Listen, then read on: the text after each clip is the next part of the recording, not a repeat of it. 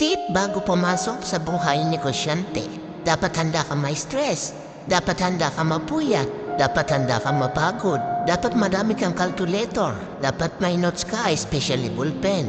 Dapat may 3 bank account mo. Na huwag mong ihahalo ang personal na gastos mo sa pera ng business mo. Dahil kung hindi, sabog ang isip mo. Dapat iwasan ang bisyo. Matutong magpakumbaba. Babaan ang pride. At kung negosyante ka, makaka-relate ka. Madalas kasi nakikita lang ng karamihan yung success na isang tao na ay marami tong racket, marami tong pera.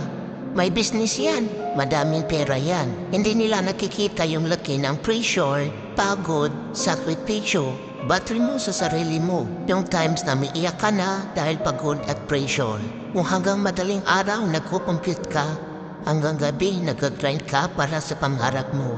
Ng bawat negosyante, pagkakasyahin ang maliit na kapital na hawak niya kung paano papaikutin. Hindi nila nakikita lahat ng burden na nangyayari sa sarili mo at sa negosyo mo. Ang nakikita lang nila yung na-establish mo na business na okay na.